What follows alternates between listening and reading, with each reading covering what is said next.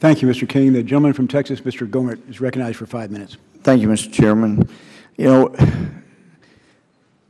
when the Constitution was being debated in 1787, they couldn't agree on much of anything. And after nearly 5 weeks, they'd accomplished basically nothing. It was only then that 80-year-old Benjamin Franklin, suffering from gout, had to be helped in and out, was recognized by the President of the Convention, George Washington. And he pointed out, we've been going for nearly 5 weeks. We have more no's than ayes on virtually every vote. We fortunately have the words that Benjamin Franklin uttered. Some of us were taught he was a deist that believed some deity created the universe and then did nothing more. But the words of Benjamin Franklin from his own mouth portray something much different.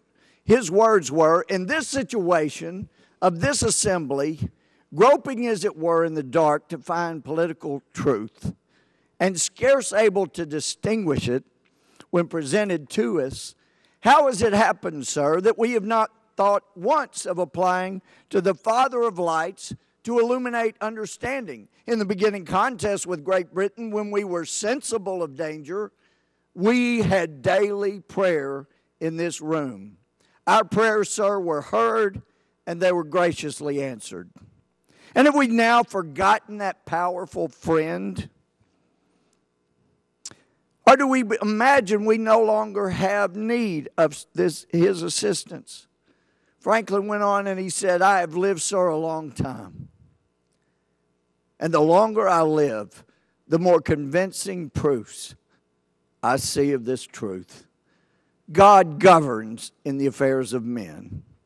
And if a sparrow cannot fall to the ground without his notice, is it possible an empire could rise without his aid? We've been assured, sir, in the sacred writing that unless the Lord build the house, they labor in vain that build it. He didn't stop there. Franklin said, firmly believe this.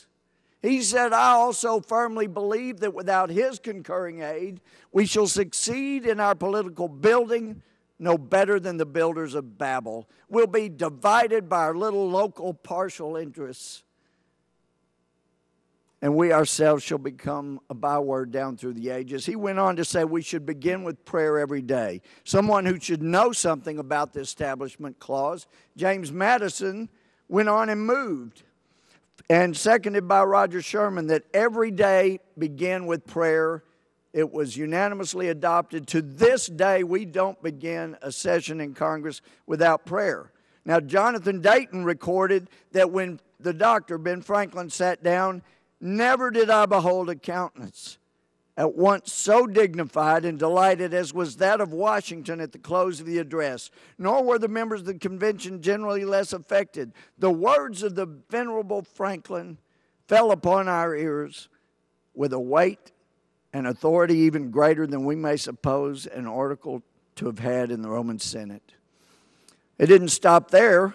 Edmund Randolph of Virginia, the same state of my colleague across the aisle that spoke against this resolution, he didn't stop. He said, not only should we do that, we should all visit in celebration of our anniversary. Here we are at the end of June. We should all go attend a sermon. They all went to the Reformed Calvinistic Church, heard a sermon by the Reverend William Rogers, and Dayton wrote this on reassembly. He said, we assembled again, and every unfriendly feeling had been expelled, and a spirit of conciliation had been cultivated. We cannot help it if there are Supreme Court judges who have had poor history teachers. Some say those who fail to learn from history are destined to repeat it. Others say those who refuse to learn from history probably had their coach as a history teacher. Perhaps that's their problem in the Supreme Court.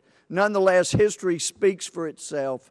Because of this speech, because they invoke God, we got a Constitution that set up a Supreme Court, and I am hopeful, and it's my prayer that in support of this resolution by my friend Randy Forbes, that we can help re-educate America in an area it has been dumbed down, so people will understand what Franklin said.